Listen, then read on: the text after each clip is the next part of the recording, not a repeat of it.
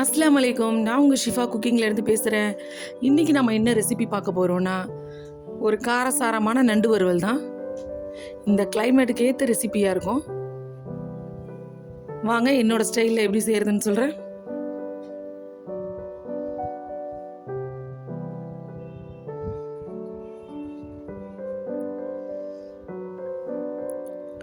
நண்டை வாங்கி சுத்தம் பண்ணி எடுத்து வச்சுருக்கேன் பாருங்கள். ரொம்ப பெருசு உள்ள சின்னதுள்ள மீடியம் சைஸ் நண்டு தான். இதை நான் இப்படியே சேர்க்க போகிறதில்ல, அதோட சென்டரில் ஒரு கட் போட்டு சேர்க்குறேன்.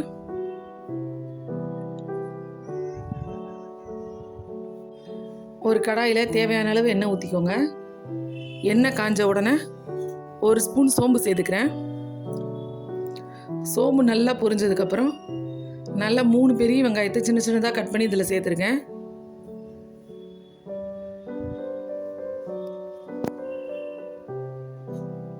வெங்காயம் நல்லா வதங்கட்டும்.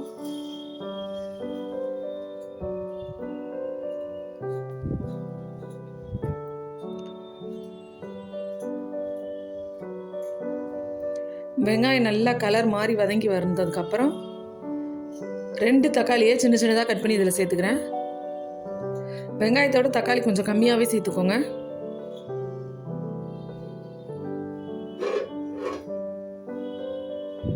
இந்த தக்காளி எண்ணெயிலேயே நல்லா வெந்து வரணும்.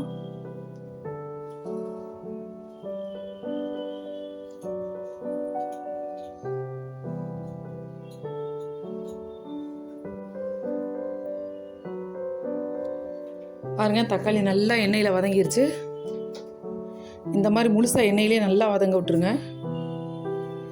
தக்காளி வதங்கினதுக்கப்புறம் 1 ஸ்பூன் இஞ்சி பூண்டு பேஸ்ட் சேர்த்துக்கிறேன்.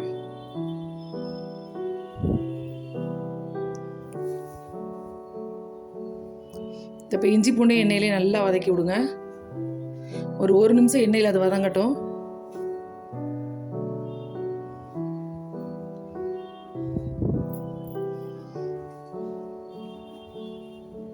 ஒரு நிமிஷம் வதங்கிருச்சு. இப்போ நம்ம அதுக்கு தேவையான மசாலாலாம் சேர்த்துடலாம்.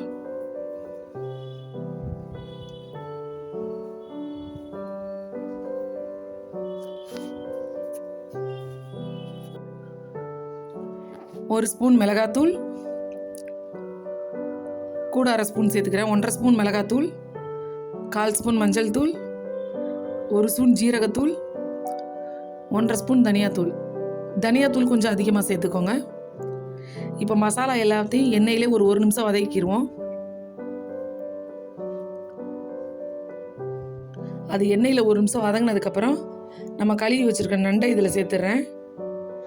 நண்டு பெருசாக இருக்கு இல்லையா, அதனால் குறுக்க அப்படியே 2ஆக கட் பண்ணியிருக்கேன். அப்போ தான் 2 பீஸாக இருந்தால் நமக்கு கிண்டுறதுக்கு கொஞ்சம் நல்லா வரும்னு. பாருங்கள், இந்த மாதிரி கட் பண்ணிக்கிட்டேன். இப்போ நம்ம வச்சுருக்க எல்லா நண்டையும் இதில் சேர்த்துடலாம்.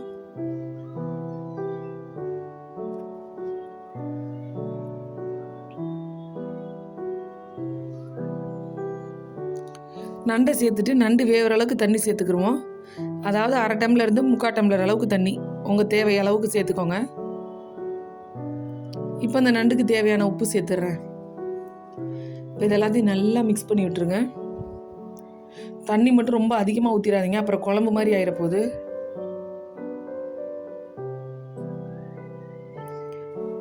எல்லாத்தையும் மிக்ஸ் பண்ணிவிட்டு ஒரு மூடி போட்டு மூடி வச்சிடுறேன்.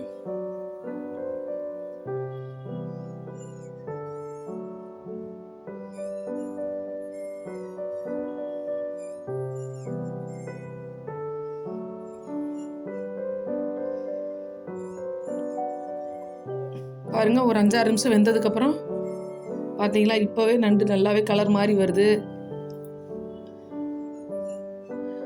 தண்ணியும் ஓரளவுக்கு வத்திருச்சு, இன்னும் கொஞ்சம் தான் இருக்குது. நண்டும் கிட்டத்தட்ட பாதி வெந்துருச்சு.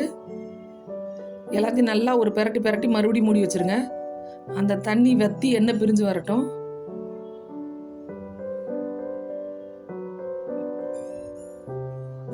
பார்த்தீங்களா, நல்ல ஒரு சதை, நண்டில் உள்ள சதையை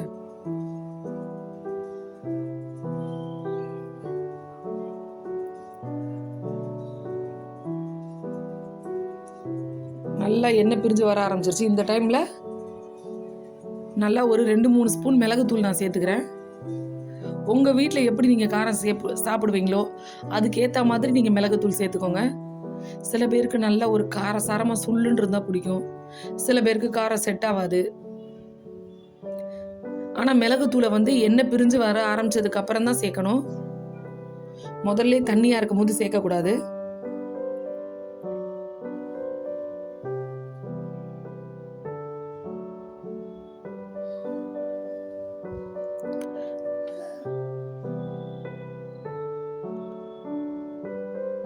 ஒரு நிமிஷம் நல்லா மூடி வைங்க, அந்த மிளகு எல்லாம் உள்ளே இறங்கட்டும்.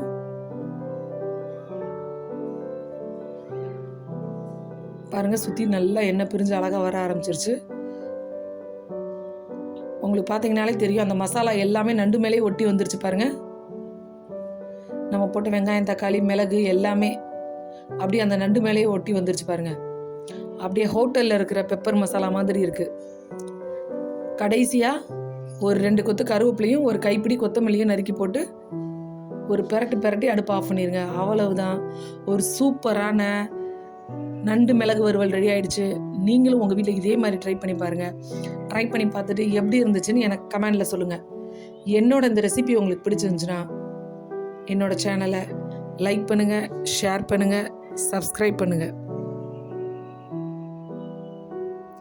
மறந்துடாமல் பெல் ஐக்கானை கிளிக் பண்ணுங்கள். அப்போ தான் நான் போடுற புது வீடியோஸ்லாம் உங்களுக்கு நோட்டிஃபிகேஷனில் வரும். சூப்பர். சப்ஸ்கிரைப் பண்ணுங்க. தேங்க்யூ.